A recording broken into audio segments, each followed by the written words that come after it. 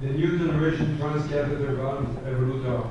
Okay, so I'm 15 definitely minutes. not Eberhard, and I'm not at his level, and I was requested yesterday because he's not able to come to present the CoreValve Evolut R system, and I feel entitled to give the talk because our team have had a training course for the CoreValve Evolut R system about 3 weeks ago in London. We start by defining some of the unmet needs of TAVI, which is the basis for the evolution of the Evolut R. So we've discussed previously some of the difficulties in positioning. In some of the cases, there is no option for repositioning or recapture. Paravalvular leaks are still an issue.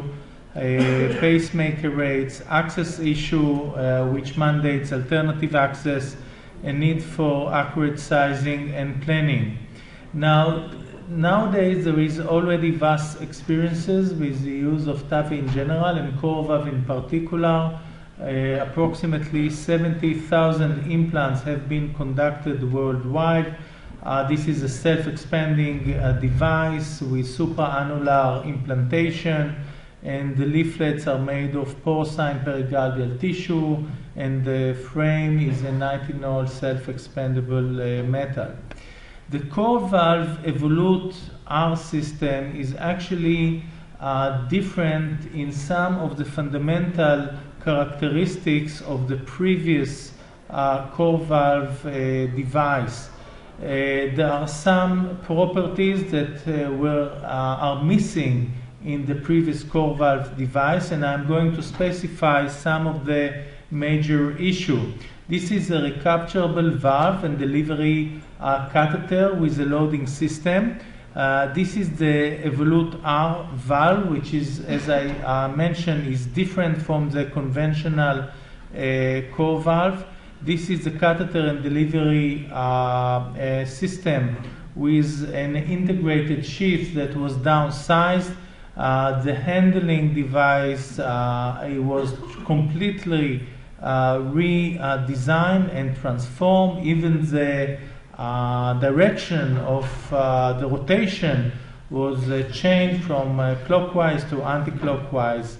And this is the range right now. The CE mark was acquired for the 23 millimeter, and by the beginning of next year we expect to have the 26, the 29, and subsequently also a 30 plus. We still don't know whether it's going to be 31, 32, or even 33 millimeter. So let's look at the components of the system. The capsule is different, the valve is different, the sheath, the integrated sheath is different, the handling device is different. First of all, let's talk about the capsule. The capsule is made of nitinol. There is a distal marker that is not at the tip. It's 10 millimeter proximal to the tip, which enables the very distal portion of the capsule to flare while resheathing, while actually opening the capsuling and allowing the valve to expand. Now, the relations between the handling and the valve and the capsule and the sheath are also very different. It is actually a one-to-one torque, and actually we felt it in our hands. There is a very precise transformation of the rotation of the handling into the unsheathing process. So once we start to do the anti-clockwise rotation, we already start to witness the unsheathing, and this is very different from the conventional CoreValve when we need to do several rotations before we start to feel any response. There is also an integrated sheath here, and the integrated sheath I'm going to specify was downsized. Instead of having an 18 French device as in the contemporary, in the conventional CoreValve, which is actually inner lumen 18 French, but outer is 22 French. This is a true 18 French on the outside, and the inner lumen is actually 14 French. So the system was downsized from 18 French to 14 French. One additional characteristics of this capsule that by designing it and making it from a nitinol, it is also has a feature of self-centering. So it maintains coaxiality of the valve throughout the process of unsheathing or opening the valve. Another characteristic is the fact, as I mentioned, that the very distal part has no marker. The distal marker is actually 10 millimeter proximal to the very distal end of the sheath, but it has a flaring properties, and this also allows to better alignment of the valve into the annulus or into another bioprosthetic valve if the operator elect to do a valve-in-valve procedure. You see this self-centering property throughout the course of this specific procedure. This is the beginning of the procedure. This is the unsheathing, and you see the self-centering and the better alignment of the device into the annulus. Now, another property which is very important is the ability of this device to enable recapturability, resheathing, and repositioning of the device. And this is a property is existing up to 80% of the unsheathing mechanism. So the operator can open the valve, making the position, and if he or she are not satisfied with the position, the system allows by turning the knob and the handling into a different a clockwise rotation to again recapture the device, reposition the device, and reopen the valve in the proper place. And this is a fundamental change compared to the present device.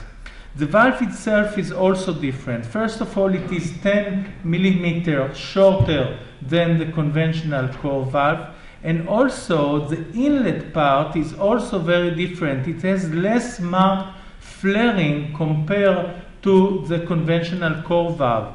This homogeneous flaring, homogeneous inlet portion allow for more homogeneous distribution of the radial force into the left ventricular outflow and annulus, which means that the operator has a much better control over positioning and much less penalty to pay whether the operator is performing somewhat deeper or somewhat higher implantation. You see here the curve where the annular diameter range is on the x-axis, the inflow radial force is on the y-axis. There is a steep decrement of the radial force with the conventional device, but with the Evolut R, you see much more horizontal and homogeneous distribution of the radial force throughout the length of the device.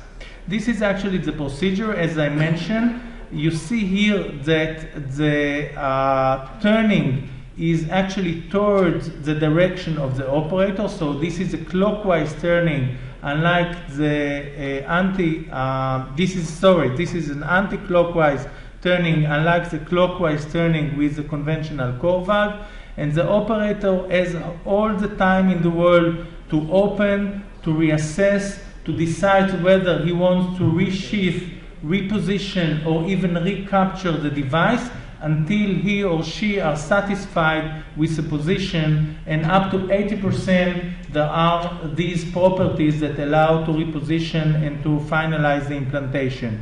Another feature which is also very important is this element, this C-shaped element.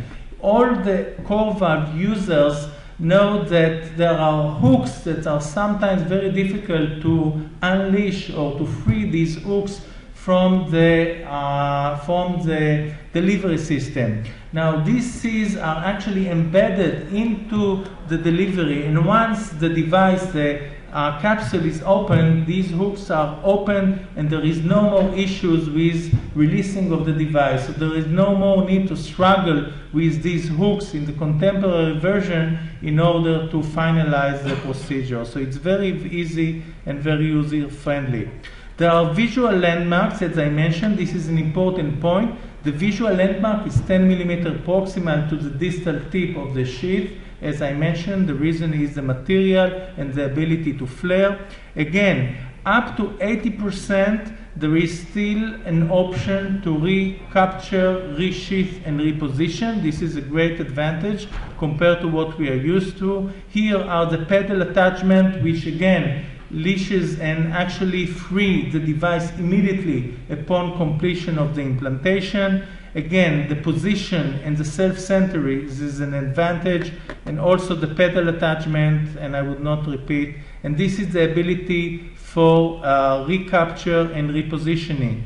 You can see here in this procedure that the device was placed up to around 50% or 40%, and here this is the process of recapture of the device, because the operator thought that the device is too deep. You see here the recapture property, and then full recapture that would allow reposition, and this can be done up to 3 times as recommended by the company, and not more than that. And again, the operator is able to reinitiate the implantation, and this is something that is very important. In terms of the alternative access consideration, there is an option to do it using the subclavian, but not using the direct aortic, and this would need a designated new direct aortic sheath and access system.